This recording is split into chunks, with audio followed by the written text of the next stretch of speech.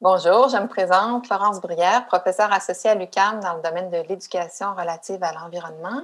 Je suis responsable du projet de recherche-action partenariale Forge. C'est un projet qui visait à encourager à nourrir les dynamiques de formation réciproque au cœur d'initiatives citoyennes de résistance et aussi de transition énergétique.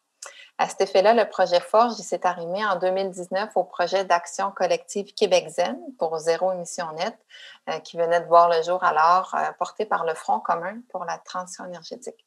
Aujourd'hui, je suis accompagnée de Guillaume Moreau, candidat à la maîtrise en sciences d'environnement et assistant de recherche au sein du projet Forge, et aussi de Marianne Renaud-Robitaille, qui est candidate à la maîtrise en études politiques appliquées et stagiaire au Centre Air et au Front commun pour la transition énergétique. Si ce n'est pas déjà fait, je vous invite à visionner la courte capsule qui présente le projet Forge de manière plus globale et aussi son articulation avec les initiatives du milieu.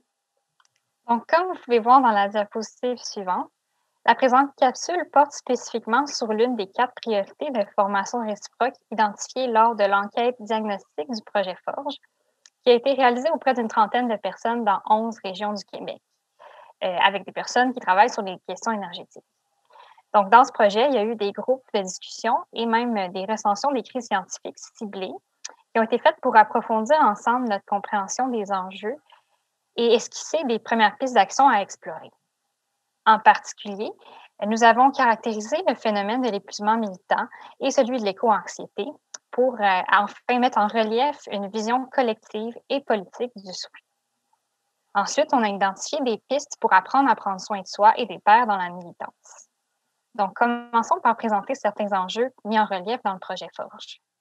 Donc, dans les enjeux qui sont liés au développement d'une culture de soins au sein des initiatives de transition énergétique, on s'est rendu compte que la culture du soin n'est pas très développée dans le milieu écologiste et dans la plupart des milieux militants.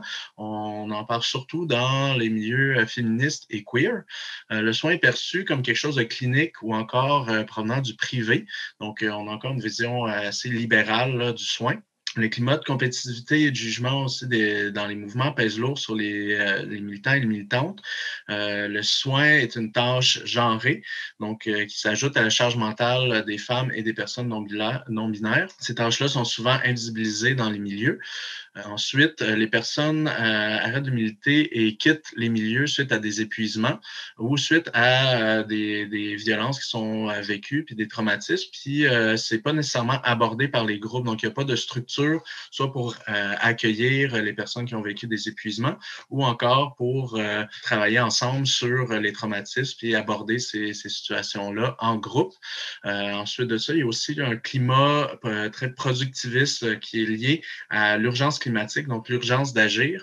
Puis on met de côté en fait le soin comme le soin des personnes, le soin des groupes est perçu comme non prioritaire par rapport à l'urgence, par rapport aux tâches à faire.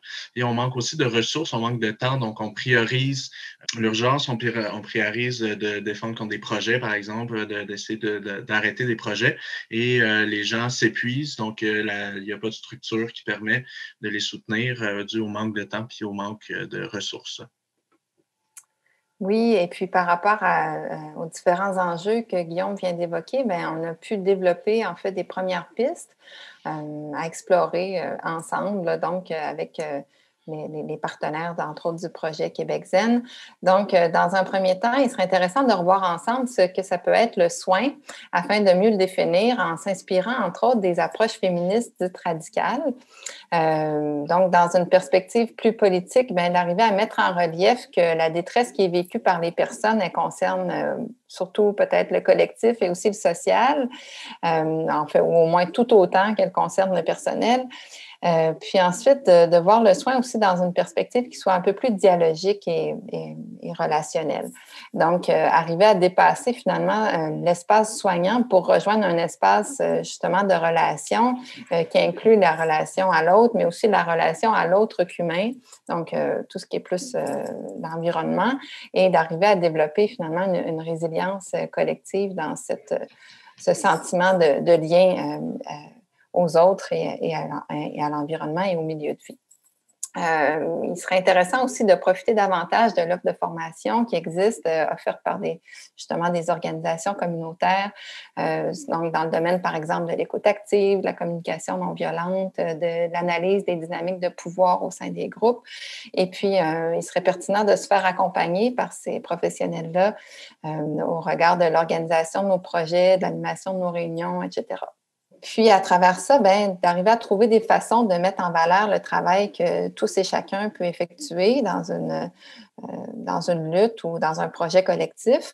Donc, s'assurer de mettre en valeur le travail qui est fait dans l'ombre, par exemple, le travail plus clérical ou celui d'aller afficher d'aller mettre, par exemple, poser, des affiches. Et puis aussi prendre un moment à travers ça pour souligner les petites victoires. Ça, c'est aussi quelque chose d'important. Sentir qu'on avance collectivement dans nos projets, dans nos luttes. En tant qu'organisation aussi, s'assurer d'accompagner autant les personnes qui arrivent, les nouveaux militants qui ont envie de s'impliquer, que les personnes qui reviennent parce qu'elles ont quitté, parce qu'elles ont fait, par exemple, un épisode d'épuisement.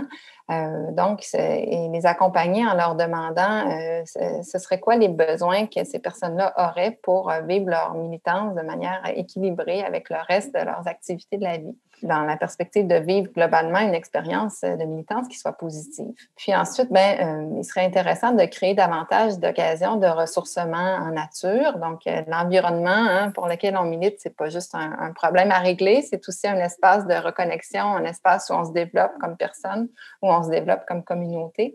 Donc, prendre le temps au travers de l'urgence. Puis là, je fais un clin d'œil là-dessus à l'idée de collectivité zen. C'est zéro mission nette, mais zen, ça peut aussi vouloir dire de se sentir connecté à soi, aux autres. Puis, ça peut aussi, donc, amener l'idée de l'importance de construire une résilience sur ces aspects-là. Donc, il est important de mettre des mots sur les réalités d'épuisement et d'éco-anxiété pour les reconnaître et apprendre à composer avec elles ensemble, étant donné qu'elles sont là pour rester. Il faut faire en sorte également que le soin soit intégré formellement dans nos pratiques et dans nos structures, même au cœur de nos pratiques. Donc voilà, sur la page du projet Forge, vous pouvez trouver notre rapport de recherche et les ressources qu'on vous suggère de lire pour approfondir votre réflexion. Merci. Merci. Merci.